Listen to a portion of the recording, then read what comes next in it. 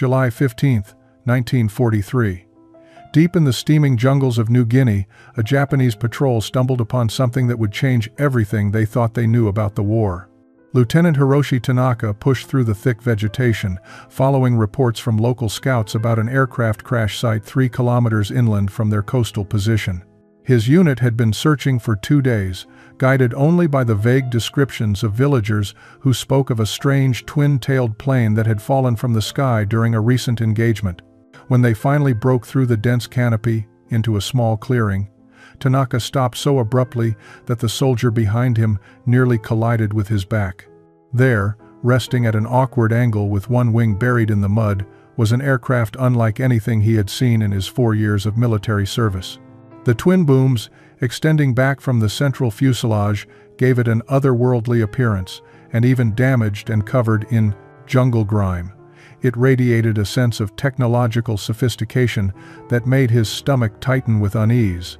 The Lockheed P-38 Lightning had been one of the most feared American fighters in the Pacific theater, but most Japanese pilots only saw them as fleeting silhouettes during combat or as wreckage too destroyed to examine. This one, however, was remarkably intact. The cockpit canopy was shattered and one propeller blade bent, but the twin Allison engines appeared undamaged. The pilot had clearly managed some form of controlled crash landing before abandoning the aircraft, probably picked up by American search and rescue before Japanese forces could reach the area.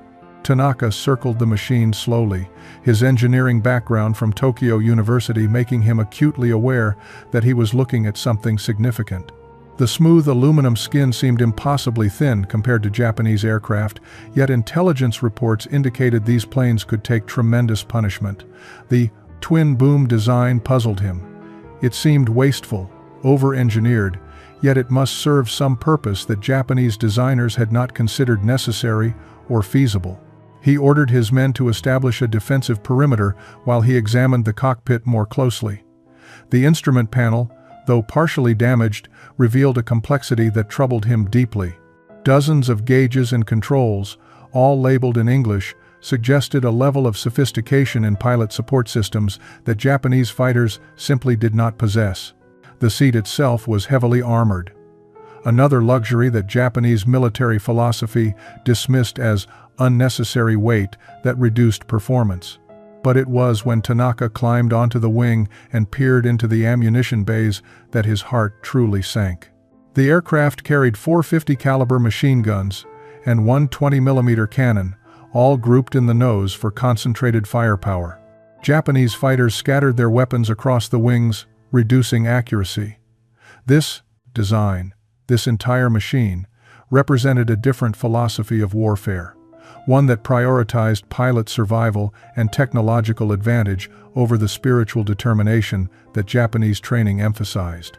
As evening approached, Tanaka sent an urgent coded message back to his headquarters.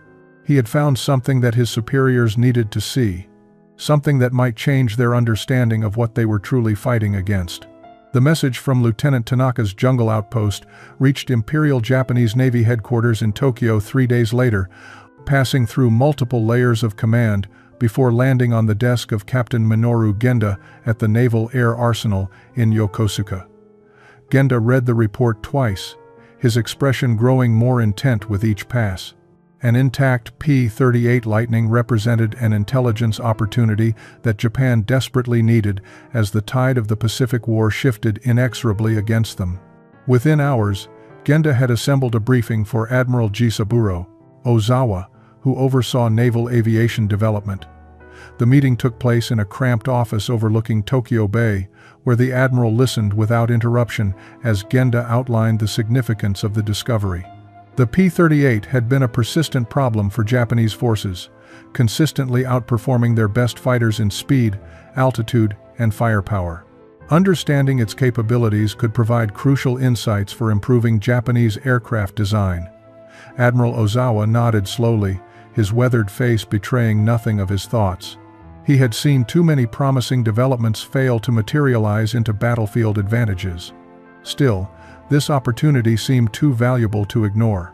He authorized an immediate recovery operation, assigning substantial resources to extract the aircraft from New Guinea and transport it back to Japan for comprehensive evaluation.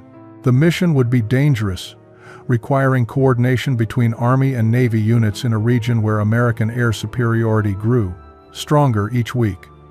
Genda was given 48 hours to assemble a technical team capable of disassembling, transporting, and reassembling the Lightning. He chose carefully, selecting engineers who had studied American design philosophy and understood English technical documentation.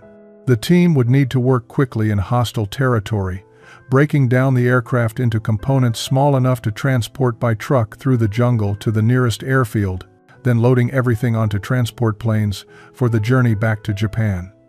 The man chosen to lead the recovery operation was Lieutenant Commander Takeshi Yamamoto, a 32-year-old naval aviator whose engineering degree from Osaka University made him uniquely qualified for the technical challenges ahead.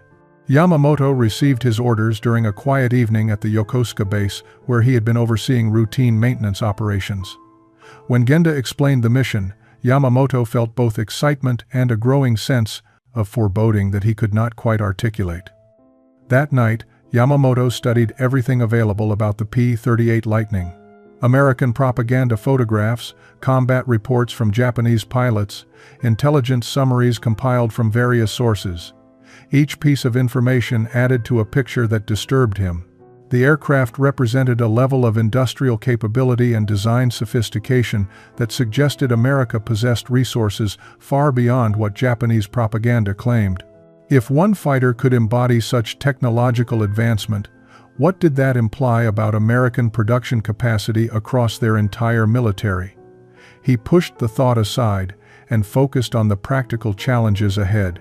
Within 36 hours, his team of 12 engineers and 20 support personnel would depart for New Guinea. They had 2 weeks to recover the Lightning and return it to Japan. Failure was not an option. Lieutenant Commander Yamamoto's team landed at WWII Airfield on the northern coast of New Guinea on July 23, 1943. The oppressive heat hit them like a physical blow as they descended from the transport aircraft, and within minutes their uniforms were soaked with sweat. The base commander, a weary army colonel named Ishida, greeted them with barely concealed skepticism about their mission's chances of success. The jungle between WWII and the crash site was controlled by neither side, a no-man's land where Japanese and Allied patrols clashed regularly. American aircraft dominated the skies during daylight hours, making any movement extremely dangerous. Ishida assigned 30 combat troops to escort Yamamoto's team, warning that they might encounter Australian ground forces or local resistance fighters who had grown increasingly bold in recent months. They departed before dawn the next morning, trucks loaded with cutting equipment, winches, and carefully packed crates for transporting aircraft components. Lieutenant Tanaka, who had discovered the Lightning, served as their guide through trails that barely deserved the name. Progress was agonizingly slow as they hacked through vegetation that seemed to grow back as quickly as they cut it away. Yamamoto rode in the lead truck, studying technical diagrams of the P-38 structure that American manuals had provided through captured documents. He mentally rehearsed the disassembly sequence, knowing they would have at most 3 days at the site before enemy patrols or air reconnaissance discovered their presence. Every component had to be carefully documented, labeled, and packed to ensure successful reassembly in Japan. They reached the crash site on the afternoon of the second day. Yamamoto's first close look at the Lightning confirmed what he had suspected from photographs. This was not simply a faster or more powerful version of existing designs, but rather a fundamental rethinking of what a fighter aircraft could be. The twin-boom configuration, while unusual, provided exceptional stability and allowed the concentration of all armament in the nose. Japanese designers had dismissed such layouts as unnecessarily complex, yet here was proof that complexity could yield significant tactical advantages. His team worked through the night under carefully shielded lights, beginning the methodical process of disassembly. Each panel removed revealed more sophisticated engineering. The hydraulic systems were elegant in their simplicity and reliability. The electrical wiring showed a level of organization and redundancy that Japanese aircraft rarely incorporated. Even the fasteners and joints demonstrated manufacturing precision that spoke to industrial capabilities his country could not match.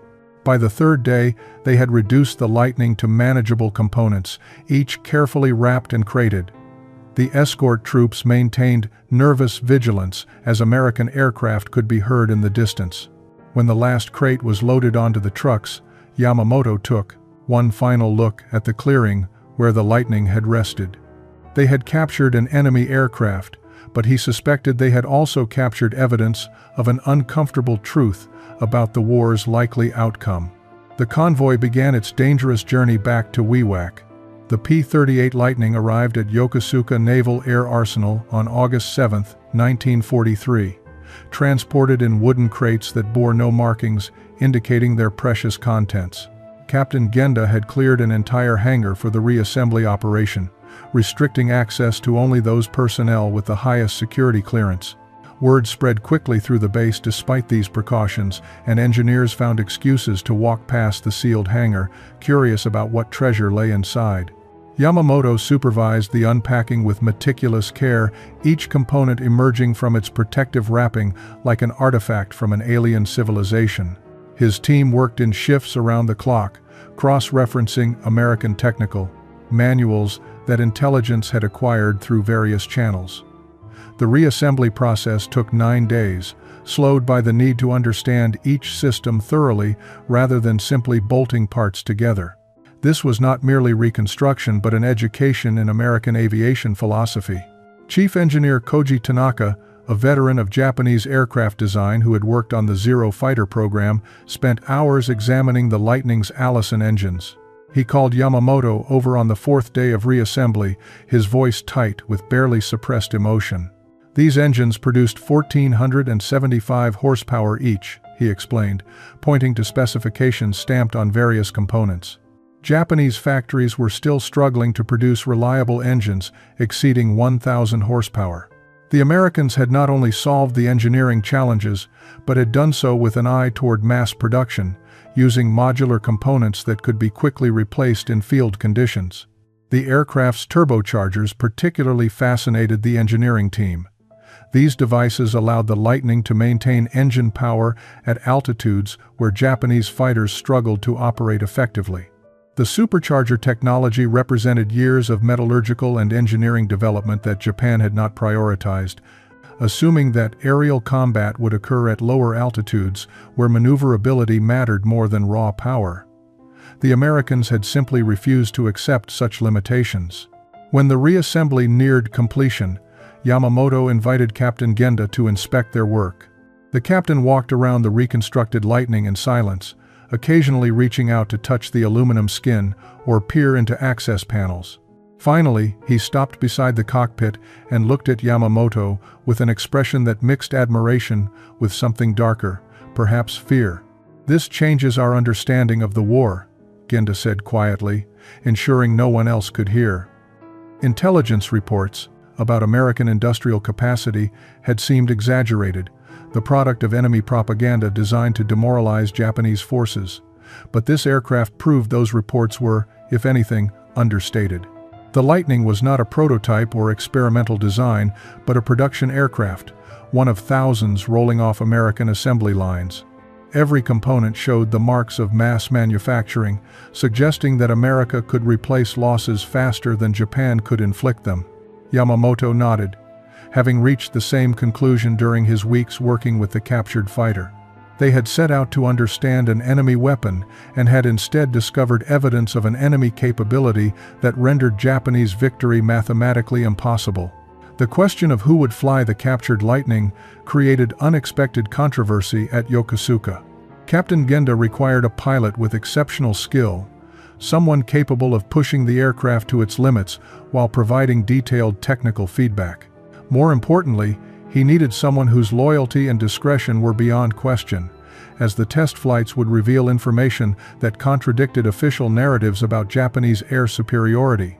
Lieutenant Saburo Sakai arrived at the arsenal on August 20, 1943, still recovering from injuries sustained during combat over Guadalcanal the previous year.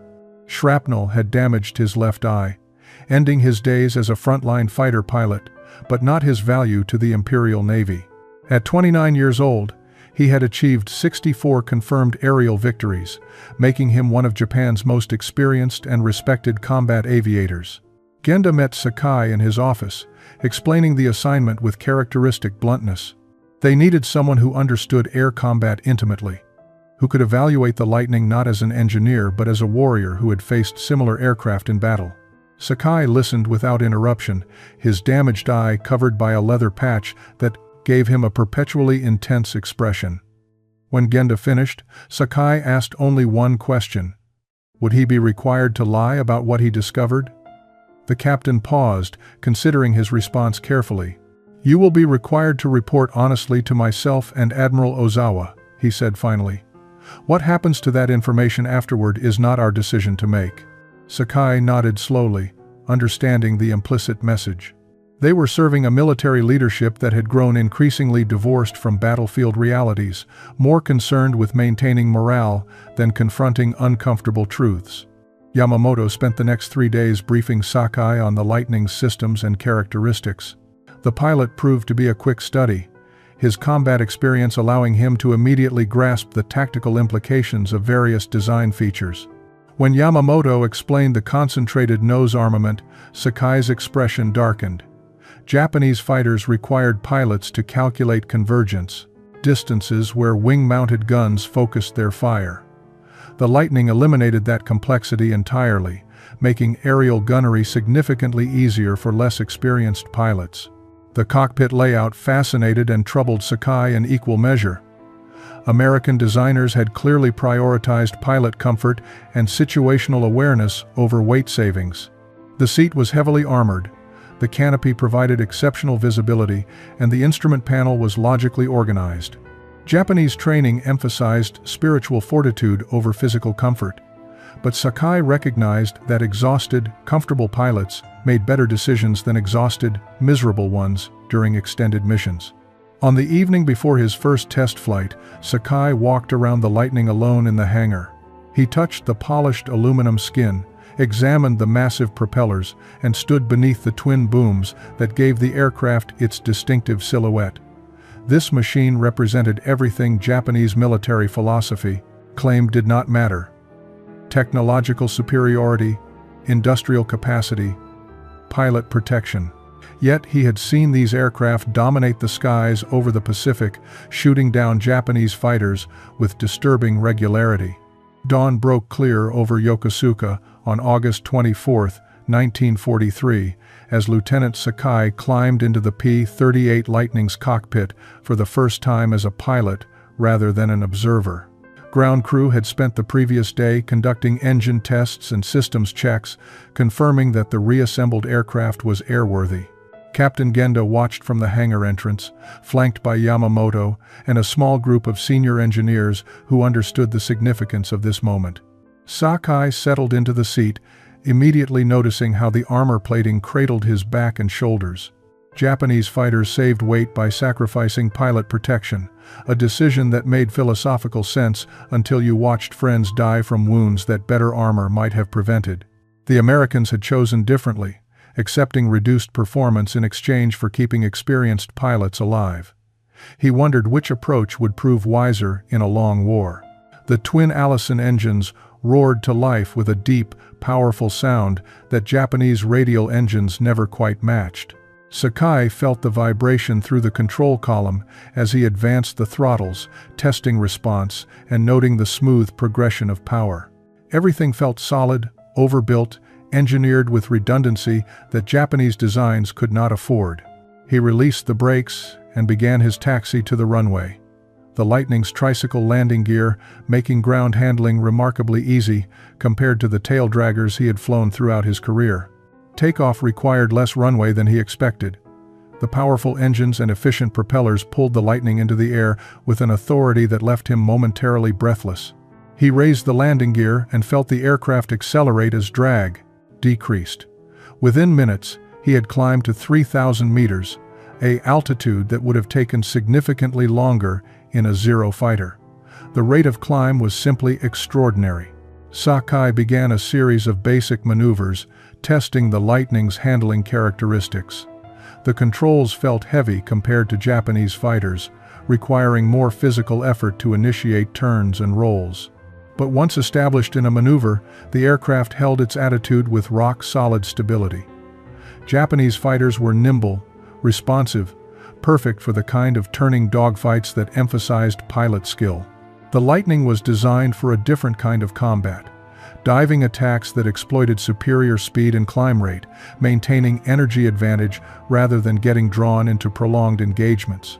He pushed the throttles forward and entered a steep dive, watching the airspeed indicator climb past speeds that would have torn apart any Japanese fighter he had flown. The Lightning remained perfectly controllable, its heavy structure and sophisticated design absorbing stresses that lighter aircraft could not endure. When he pulled out of the dive and climbed again, the engines maintained full power without the overheating problems that plagued Japanese designs during sustained high-power operations. After 40 minutes, Sakai returned to Yokosuka and landed, taxiing back to the hangar where Genda waited. As ground crew rushed forward to secure the aircraft, Sakai remained in the cockpit for a long moment, his mind racing through implications he was not sure he wanted to acknowledge. Captain Genda convened a restricted briefing 3 days after Sakai completed his initial test flights. The meeting took place in a secure room deep within the Yokosuka complex, attended only by Admiral Ozawa, Yamamoto, Chief Engineer Tanaka, and Sakai himself. 2 armed guards stood outside the sealed doors, ensuring no unauthorized personnel could overhear what was about to be discussed. Sakai delivered his assessment, standing before a chalkboard where he had sketched performance comparisons. His voice remained steady and professional as he methodically destroyed every comforting assumption Japanese military leadership had made about their aircraft superiority. The Lightning was faster than any Japanese fighter by at least 80 kilometers per hour. It could outclimb them by nearly double. It could outdive them by margins that made pursuit impossible. And it possessed firepower that could destroy Japanese aircraft with brief bursts from ranges where return fire was ineffective. The only advantage Japanese fighters retained was maneuverability at lower speeds, the ability to turn inside the Lightning's wider radius. But Sakai explained with brutal honesty that this advantage was meaningless if American pilots refused to engage in turning fights. The Lightning's performance allowed its pilots to choose when and how to fight, dictating engagement terms that negated Japanese tactical strengths. American doctrine emphasized energy fighting, maintaining speed and altitude advantage, striking quickly and disengaging before Japanese fighters could respond. Chief Engineer Tanaka followed with his technical analysis, and if Sakai's report was sobering, Tanaka's was devastating. He presented detailed comparisons of manufacturing techniques, material science, and production methodologies evident in the Lightning's construction. Every component revealed industrial capabilities that Japan could not match. The aluminum alloys were stronger and lighter than Japanese equivalents. The manufacturing tolerances were tighter, indicating precision tooling that Japanese factories lacked. Even the paint and protective coatings were superior, suggesting advances in chemistry and metallurgy across multiple industries.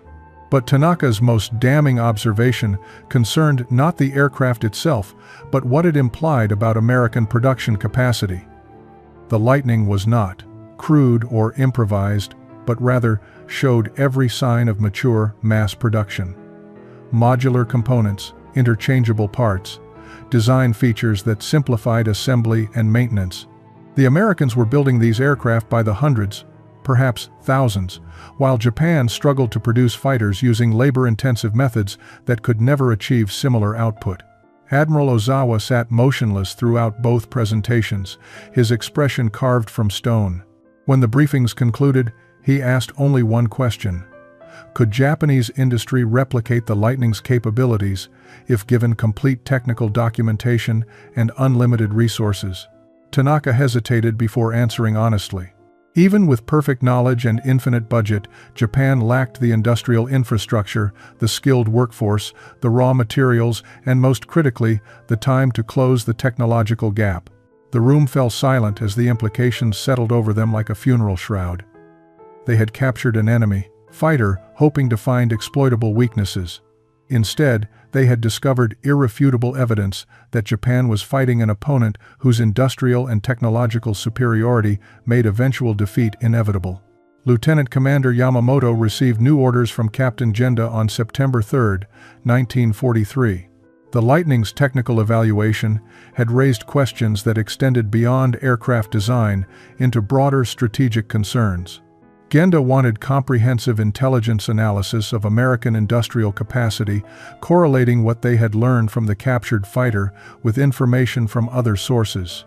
Yamamoto was given access to classified intelligence reports that normally remained restricted to only the highest levels of naval command. What he discovered over the following weeks left him shaken in ways that combat never had. Intelligence summaries compiled from neutral observers, intercepted communications, and reconnaissance photographs painted a picture of American industrial mobilization that seemed almost impossible. The United States was producing aircraft at rates that Japanese analysts had initially dismissed as enemy propaganda. But the evidence was overwhelming and internally consistent across multiple independent sources. American factories were manufacturing approximately 8,000 aircraft per month by mid-1943. Japan's entire aircraft industry, working at maximum capacity, produced roughly 2,000 aircraft monthly. The disparity was not merely quantitative but qualitative. American production lines employed assembly techniques borrowed from automobile manufacturing, allowing semi-skilled workers to build complex aircraft with remarkable speed and consistency. Japanese production relied heavily on skilled craftsmen, a method that produced excellent individual aircraft but could never achieve mass production efficiency. Yamamoto compiled data on specific American aircraft types, and the numbers grew, more disturbing with each page. The P-38 Lightning that they had studied so carefully was only one of several advanced fighter designs in mass production.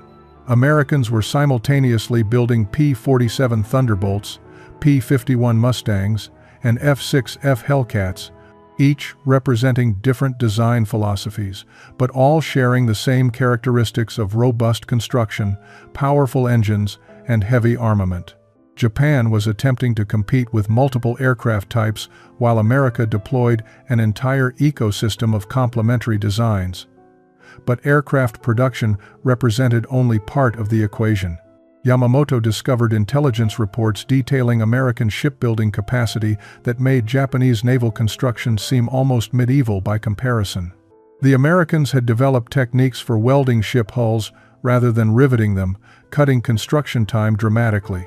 They were launching escort carriers, destroyers, and cargo vessels at rates measured in days and weeks rather than months and years. The industrial base that could produce such numbers was fundamentally different from anything Japan possessed. Raw material access provided another crushing disparity. American steel production exceeded Japanese output by factors of 10 or more. Aluminum production showed similar ratios. Oil, rubber, copper, and virtually every strategic material existed in American abundance, while Japan scraped together resources from conquered territories and strained supply lines. The P-38's construction had required aluminum quantities that would have built 3 or 4 Japanese fighters, yet Americans could afford such material expenditure because they possessed reserves that Japan could only imagine. Yamamoto worked late into the night completing his analysis, knowing that the conclusions were inescapable. Japan was not merely losing the production race, but had never been in it to begin with. Admiral Ozawa called an emergency conference on September 18, 1943, at a private residence outside Tokyo that naval intelligence used for discussions too sensitive for official headquarters. The location choice itself signaled the meeting's extraordinary nature. 6 senior officers attended, including Captain Genda, Rear Admiral Takejiro Onishi, and several department heads from naval aviation and strategic planning. Lieutenant Commander Yamamoto was the most junior officer present, included only because his research had prompted the gathering. The men arrived separately throughout the evening, avoiding any appearance of coordination. Once assembled in a room swept for listening devices, Ozawa dispensed with formal protocols and spoke with uncharacteristic bluntness. They needed to discuss facts that contradicted official policy, facts that could be considered defeatist or even treasonous if spoken in wrong company. But as officers responsible for naval aviation's future, they had a duty to confront reality regardless of how uncomfortable it made them. Yamamoto presented his industrial analysis first, laying out the production numbers and material disparities with careful documentation. He had anticipated skepticism and brought multiple independent sources confirming each major point. The officers listened in heavy silence as he demonstrated that American industrial capacity exceeded Japanese capabilities by margins that made the war's outcome a matter of mathematics rather than willpower or tactical brilliance. Captain Genda followed with the Lightning's technical evaluation, using Sakai's flight reports and engineering assessments to illustrate how far Japanese aircraft design had fallen behind American developments. He emphasized that the P-38 was not an experimental prototype but a mature production aircraft, one of several advanced designs that Americans were building in quantities that Japan could never match. The technological gap was widening, not closing, as American industry accelerated while Japanese production strained under resource shortages and Allied bombing. Rear Admiral Onishi, known for his aggressive advocacy of offensive operations, asked the question that everyone was thinking but no one wanted to voice. Could Japan still win this war? The room fell silent. Yamamoto glanced at Genda, who nodded slightly, granting permission to speak freely. Yamamoto took a breath and delivered the conclusion his research had forced upon him. Japan could not win a prolonged war of attrition against American industrial capacity. Victory required forcing a negotiated peace before American production superiority became overwhelming. But Onishi pressed further, his voice tight with suppressed emotion. Was such a peace still possible given current circumstances? The Guadalcanal campaign had ended in Japanese withdrawal. The Aleutians had been retaken by American forces. Allied advances in New Guinea continued despite fierce resistance. Yamamoto hesitated, aware that his answer might constitute sedition under military law. He chose his words carefully, stating only that the window for favorable negotiation was closing rapidly, if it had not already closed. Admiral Ozawa sat back, his face unreadable in the dim light. The intelligence they possessed, the understanding they had gained from studying the captured Lightning, placed them in an impossible position. They knew truths that contradicted official policy but lacked authority to act on that knowledge. The weeks following the secret meeting created a strange tension at Yokosuka Naval Air Arsenal. Officers who had attended now possessed knowledge that colored every decision, every briefing, every interaction with personnel who still believed official narratives about inevitable Japanese victory. Lieutenant Commander Yamamoto found himself increasingly isolated, unable to share his concerns with most colleagues, yet unable to ignore the implications of what he had learned. He began meeting informally with other junior officers who had worked on the Lightning evaluation, careful conversations in quiet corners where they could speak without being overheard. Lieutenant Sakai joined these discussions when his duties permitted, bringing the perspective of a combat veteran who had seen the war's trajectory firsthand. These younger officers represented a generation that had grown up with military indoctrination but possessed enough technical education to recognize when ideology conflicted with physical reality. Chief Engineer Tanaka became an unlikely mentor to this informal group, sharing observations from his years in aircraft design that illuminated how Japanese military culture had created its own defeat. The emphasis on spiritual superiority over material advantage, the rejection of pilot protection as weakness, the insistence that Japanese craftsmanship was inherently superior to mass production. All these beliefs had seemed noble and patriotic, but the Lightning proved them to be fatal delusions. One evening in late September, 6 officers gathered in Tanaka's small apartment near the arsenal. They spoke in hushed voices despite being in a private residence, aware that military police had grown increasingly aggressive about investigating defeatist talk. Yamamoto shared disturbing news from his intelligence sources. The naval air groups that had fought so brilliantly in the war's early months had been decimated, Their experienced pilots killed faster than training programs could replace them. Meanwhile, American pilot training had expanded enormously, producing aviators who might lack individual brilliance but flew aircraft so superior that skill gaps mattered less.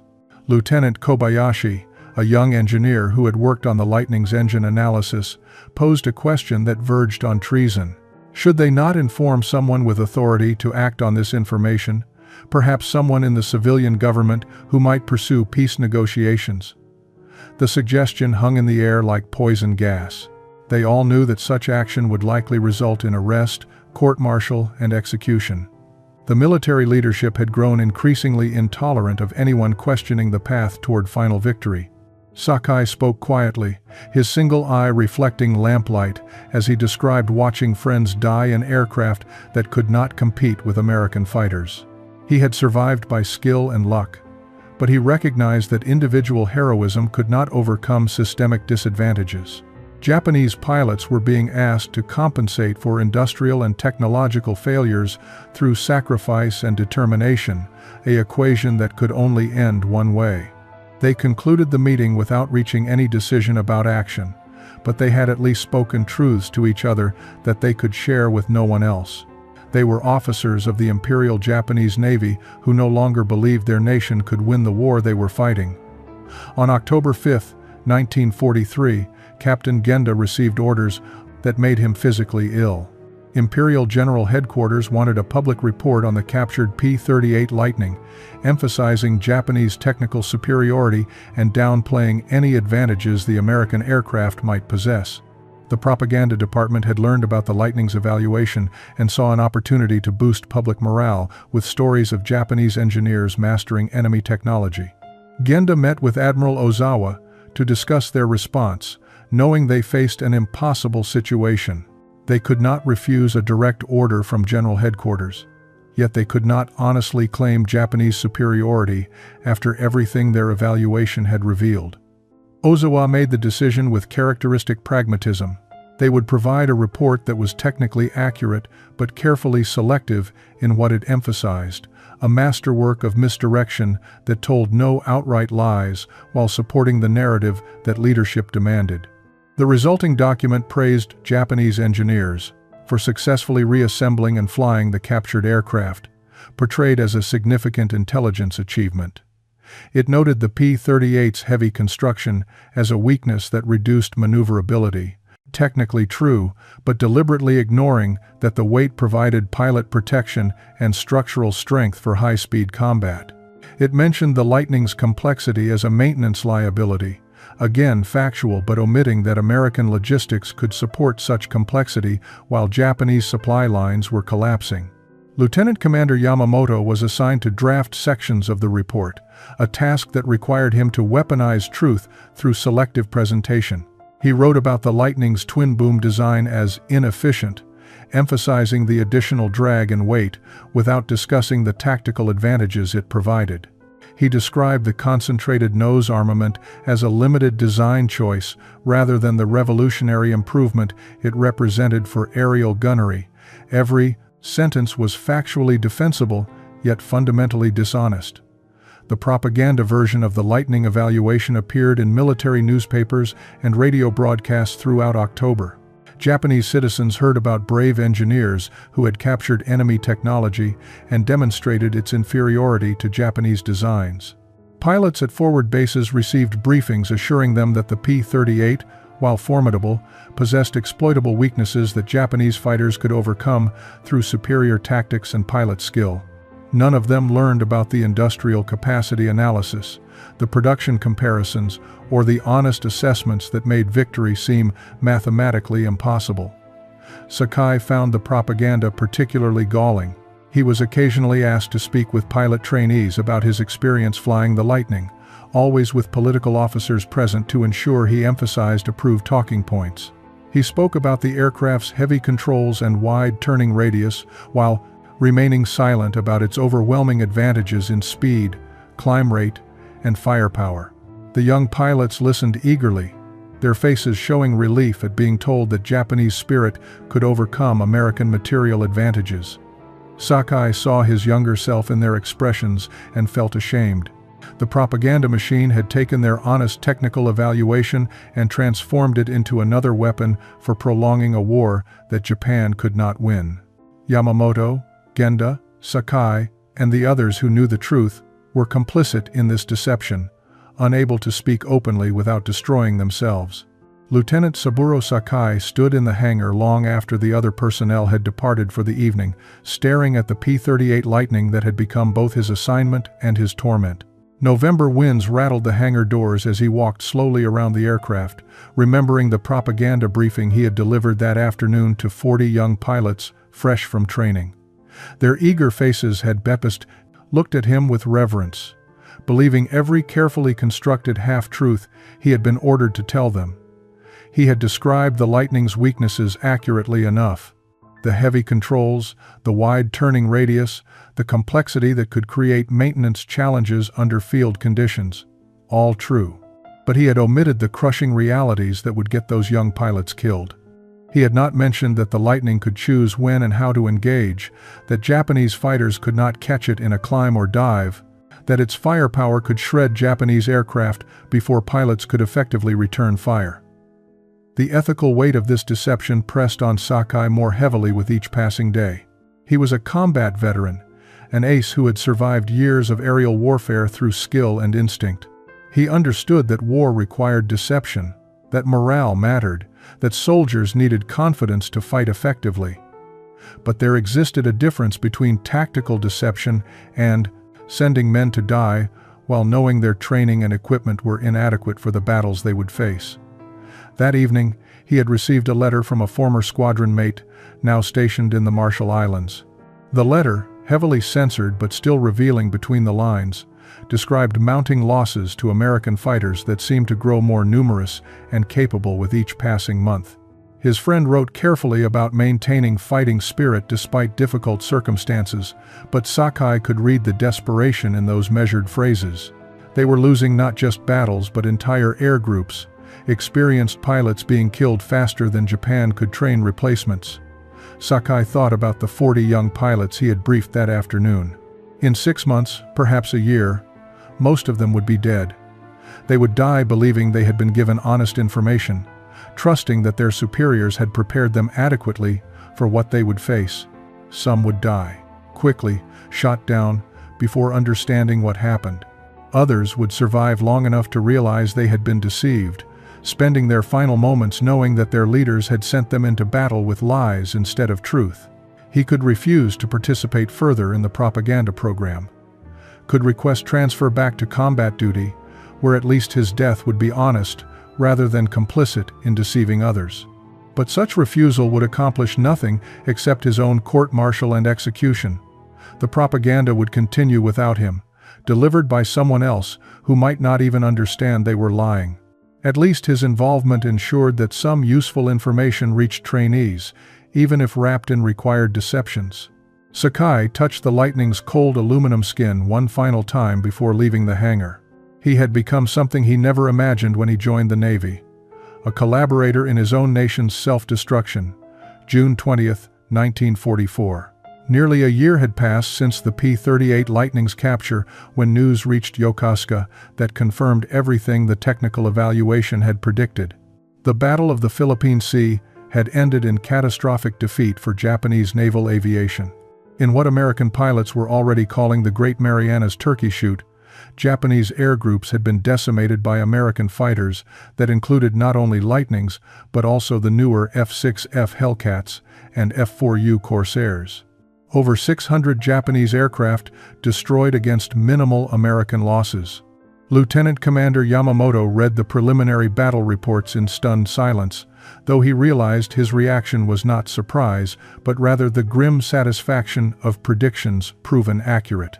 Every disadvantage they had identified in the Lightning evaluation had manifested in combat.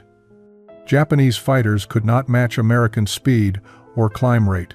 Japanese pilots, many of them inadequately trained replacements for veterans lost earlier in the war, could not compensate for technological disadvantages through skill alone. American industrial capacity had produced an armada that Japan simply could not contest. Captain Genda summoned Yamamoto to his office that afternoon, looking older than his years as he gestured toward classified dispatches scattered across his desk. The naval leadership was demanding explanations for the defeat, searching for tactical failures or command mistakes that could account for losses so overwhelming they seemed impossible. But Genda knew the truth.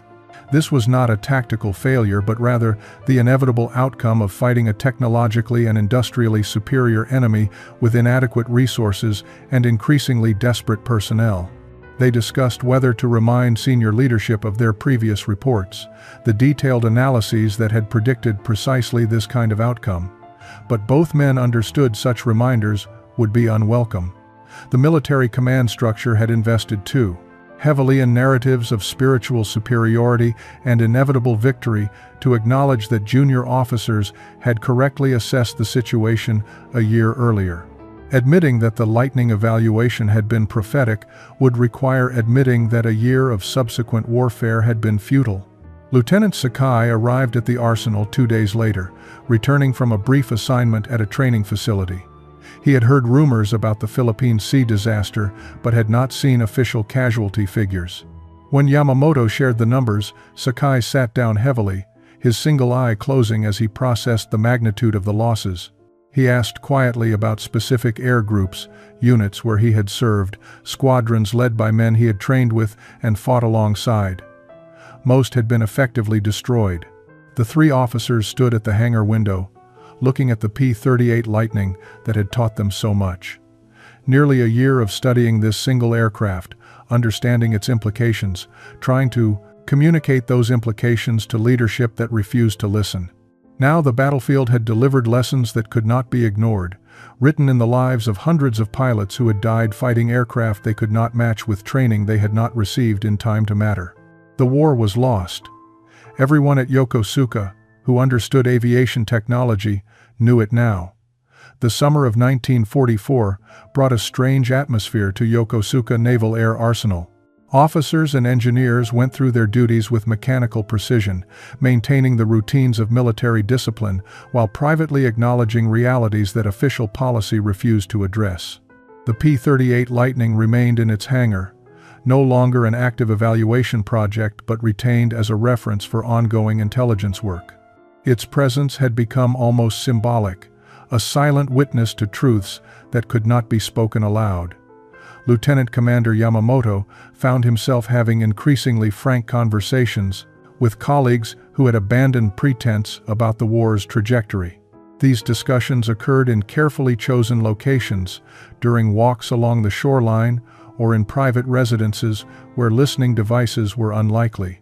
The participants varied but typically included Chief Engineer Tanaka, Lieutenant Sakai, and a rotating group of younger officers who had worked on various technical projects and reached similar conclusions about Japan's prospects. They spoke about what defeat would mean, a topic so dangerous that even thinking about it constituted thought crime, according to military law. Would American occupation be brutal or relatively benign? Would Japan's industrial base be destroyed entirely or allowed to recover? Would the emperor system survive, or would Americans impose their own governmental structures? These questions had no answers, only speculation, informed by studying American culture through the lens of captured equipment and intelligence reports. Tanaka, whose age and experience gave him certain privileges that younger officers lacked, spoke most openly about his fears and hopes. He worried about the physical destruction that Japan would endure before surrender finally came. American bombing raids were intensifying, and the industrial facilities that had struggled to compete with American production would be systematically destroyed. But he also expressed tentative hope that defeat might force Japan to abandon the militaristic philosophy that had led to this disaster, allowing the nation to rebuild along more pragmatic lines. Sakai described conversations with pilots at forward bases, careful discussions where combat veterans shared observations that contradicted official narratives. They spoke about American pilots, who had become significantly more skilled as the war progressed, benefiting from extended training programs that Japan could no longer afford. They described the overwhelming numerical superiority that American forces enjoyed, with replacement aircraft and pilots arriving faster than Japanese forces could inflict losses. The pilots knew they were losing but continued fighting because military culture offered no alternative to death in battle. One evening in late August, the group gathered at Tanaka's apartment to discuss an unthinkable question posed by Lieutenant Kobayashi. Should they attempt to preserve technical documentation and personnel records that might be valuable during reconstruction after the war? The suggestion carried enormous risk.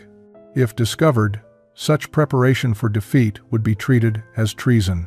But it also represented a last gesture of responsibility toward the nation they served, even as its military leadership drove toward catastrophic conclusion. They made no firm decisions that evening, but the conversation itself marked how far they had traveled from the certainties that had defined their early military careers. October 15, 1944, Admiral Ozawa requested a comprehensive update on all technical intelligence gathered since the P-38 Lightning's capture 16 months earlier. Lieutenant Commander Yamamoto was given 2 weeks to compile the report, with instructions to provide honest assessment regardless of how politically uncomfortable the conclusions might be. The Admiral's request was unusual enough to suggest that senior leadership was finally willing to confront realities they had previously ignored. Yamamoto worked with obsessive dedication, pulling together data from multiple sources. The Lightning evaluation formed the foundation, but he incorporated intelligence from other captured American equipment, interrogations of prisoners, and analysis of combat engagement reports. He included production estimates, updated with the latest information, casualty statistics that showed the accelerating attrition of Japanese air groups, and technical comparisons demonstrating the widening gap between Japanese and American aircraft capabilities. The report's central conclusion was stated with careful but unmistakable clarity. Japan had lost the air war and lacked the industrial capacity to regain parity. American aircraft production had continued accelerating, while Japanese output declined due to resource shortages and bombing damage to manufacturing facilities. The qualitative advantage that American designs possessed had been magnified by quantitative superiority that made Japanese resistance increasingly futile. Yamamoto devoted an entire section to the strategic implications of the Lightning evaluation. The aircraft had revealed American industrial philosophy a year before that philosophy manifested in overwhelming battlefield superiority. The emphasis on pilot protection, technological sophistication, and robust construction had all proven their worth in combat. Japanese design principles, emphasizing weight reduction and maneuverability, had been rendered obsolete by American tactics that exploited speed and firepower advantages. He submitted the report on October 28, delivering it personally to Admiral Ozawa's office. The Admiral accepted the thick folder without comment, his expression revealing nothing of his thoughts. Yamamoto knew that Ozawa understood the implications, had known them since the original Lightning briefing over a year ago. This report would either provide ammunition for officers seeking to open peace negotiations, or it would be filed away and forgotten while the war ground toward its inevitable conclusion. 3 days later, Yamamoto received a brief note from the Admiral's office. The report had been forwarded to a restricted distribution list that included several members of the Supreme War Council.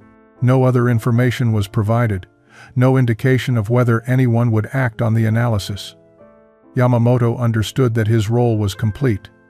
He had documented the truth as thoroughly as possible. What happened next was beyond his authority or control. Captain Genda called Yamamoto to his office that afternoon and spoke with unusual openness. Regardless of whether the report influenced policy, it would serve as a historical record of what some officers had understood about the war's trajectory. Future generations studying this period would find evidence that not everyone had been blind to reality, that some had tried to speak truth even when that truth was unwelcome. It was a small comfort, but perhaps the only one available to men in their position. August 17, 1945. 2 days after Emperor Hirohito's radio broadcast announcing Japan's surrender, Lieutenant Commander Yamamoto stood in the Yokosuka hangar where the P-38 Lightning had resided for nearly 2 years. American occupation forces would arrive within days, and he had been assigned to prepare documentation of all captured equipment and technical intelligence for transfer to the victors. The irony was not lost on him that he would hand back to Americans the aircraft, whose evaluation had taught him that Japan could not win the war. The Lightning appeared unchanged, despite the chaos surrounding it. While Japanese cities burned and military units disbanded in confusion, this American fighter remained a testament to the industrial and technological superiority that had determined the war's outcome. Yamamoto walked around it one final time, remembering the moment he had first seen its components unpacked from wooden crates in New Guinea's jungle. He had suspected then that this aircraft represented something significant. He had not imagined how completely it would reshape his understanding of the conflict. Captain Genda arrived as Yamamoto was cataloging technical documents. The captain looked exhausted, aged by years beyond the two that had actually passed since the Lightning's capture. They discussed practical matters of documentation and transfer procedures, but eventually their conversation turned to the question that haunted them both. Had their reports made any difference? Had anyone in authority actually read and understood what they had tried to communicate? Genda believed their work had reached some senior officers who might have supported peace negotiations earlier if they had possessed political power to act on their convictions. But the military leadership had been dominated by officers who interpreted any suggestion of negotiation as defeatism, who believed that spiritual determination could overcome material disadvantages, who preferred national suicide to the humiliation of surrender. The technical truth that Yamamoto and others had documented could not compete with ideology that had hardened into religious faith. Lieutenant Sakai joined them in the hangar, his last visit before departing for his home prefecture. The three men stood together in silence, contemplating the aircraft that had taught them so much. Sakai spoke quietly about the young pilots he had trained, knowing that many had died in battles they could not win, flying aircraft that could not compete. He wondered if honest assessment of Japanese capabilities might have saved some of those lives through earlier surrender, or whether the same leadership that ignored technical reports would have simply ordered everyone to fight to the death regardless. Yamamoto thought about the network of officers who had understood the war was lost long before official surrender. They had continued serving, continued performing their duties, unable to act on their knowledge but unable to unknow what they had learned. The P-38 Lightning had been their teacher, an enemy machine that revealed uncomfortable truths through aluminum and engineering. Those truths had arrived too late to change the war's trajectory, but perhaps not too late to inform how Japan would approach its future. Understanding why they had lost might prevent future generations from repeating the same catastrophic mistakes.